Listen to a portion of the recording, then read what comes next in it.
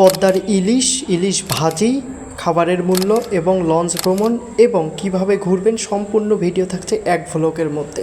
আসসালামু আলাইকুম প্রিয় দর্শক, আপনাদেরকে মাওয়ার পথে জানাচ্ছি স্বাগতম। প্রথমে মাওয়ার ঘাটে আমাদেরকে রিক্সা থেকে নেমেই নিতে হবে ছোট্ট একটি নৌকা। মনে রাখবেন প্রতি নৌকা ভাড়া জনপ্রতি 100 থেকে 150 টাকা করে পড়বে। এটা হচ্ছে প্রতি জনপ্রতি বিভিন্ন নৌকার বাজেট অনুযায়ী। তো আপনারা যেমন নৌকা নেবেন তেমন বাজেট পাবেন। কোনো নৌকাতে আপনারা 100 টাকা পাবেন, কোনো নৌকাতে 150 টাকা পাবেন, কোনো নৌকাতে 200 টাকা। অতএব যদি এর থেকেও আপনারা যদি উন্নত হাই কোয়ালিটিতে যদি যাতায়াত করতে চান, ভ্রমণ করতে চান, তাহলে আপনারা স্পিড বোট নিতে পারেন। স্পিড বোটে জনপ্রতি 250 টাকা এরকম পড়বে। এর বেশি আপনাদের যাওয়ার বিষয়টা আগে ভালোভাবে ক্লিয়ার করে দেই। আপনারা বাস বা ট্রেনে যেতে পারবেন। যদি আপনারা ট্রেনে যান তাহলে আপনাদেরকে কমলাপুর রেলওয়ে স্টেশন থেকে যেতে হবে। আর যদি আপনারা বাসের মধ্যে যান তাহলে যাত্রাবাড়ি থেকে যেতে পারবেন।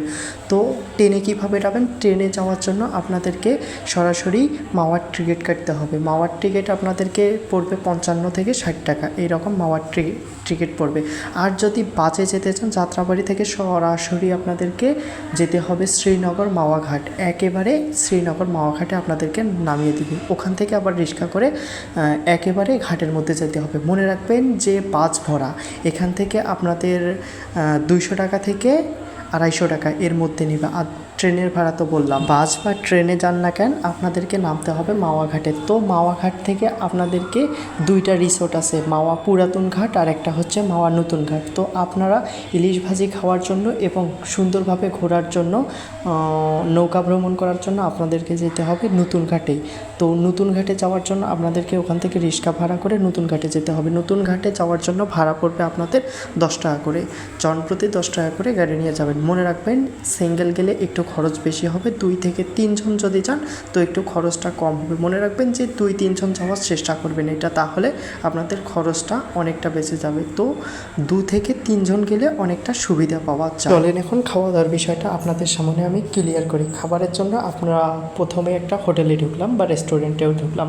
আমাদের আশেপাশে অনেকগুলো রেস্টুরেন্ট আছে। আমার সামনে যেই কার্টুনগুলো দেখতে পাচ্ছেন বা বক্সগুলো, এইগুলোতে শুধু ইলিশ আর ইলিশ। সবগুলো দোকানে এরকম ইলিশ আছে। আমরা এই বক্স থেকে একটা ইলিশ নিয়েছি। আমাদের থেকে ইলিশটা নিয়েছে 300 টাকা। মনে রাখবেন এখান থেকে 300 টাকা, 400 টাকা, 500 টাকা, 700 টাকা, 1000 টাকা, 2000 টাকা, 3000 টাকা, 5000 টাকার পর্যন্ত এক একটা করে ইলিশ আছে। এখান থেকে আপনারা ইচ্ছা মতো ইলিশ নিতে পারবেন এবং আশেপাশে অনেকগুলো দোকান আছে, দেখতে পারবেন। আমার সামনে যেই দোকানগুলো দেখছেন প্রত্যেকটা ইলিশের দোকান। আপনারা আপনাদের ইচ্ছা মতো যেইটা খুশি সেইটা দোকানে যেতে পারবেন এবং ইলিশ নিতে পারবেন। তারপর আমরা ভাজি করার জন্য দিলাম। মনে রাখবেন ইলিশ ভাজার জন্য আপনাদের নিজের ইলিশ নিয়ে তারপরে ভাজি নিয়ে তারপরে খাওয়া দাওয়া করতে হবে। এবার আমরা দেখাই খাবারের মেনুটা। এইখানে উপরের খাবারের মেনুটা ভালো করে লক্ষ্য করুন এবং আপনাদের সুবিধার জন্য খাবারের মেনুটা আমি ভিডিও করেছি। যদি এ সম্পর্কে আর কোনো তথ্য জানার থাকে তাহলে আমাকে সরাসরি কমেন্ট করুন এবং আমি কমেন্টের রিপ্লাই দেবো। ভালো থাকবেন, সুস্থ থাকবেন, দেখা হচ্ছে পরবর্তী ভিডিওতে। তো ভিডিওটা ভালো লাগলে চ্যানেলটা একটা সাবস্ক্রাইব করবেন, লাইক করবেন এবং পাশে থাকবেন।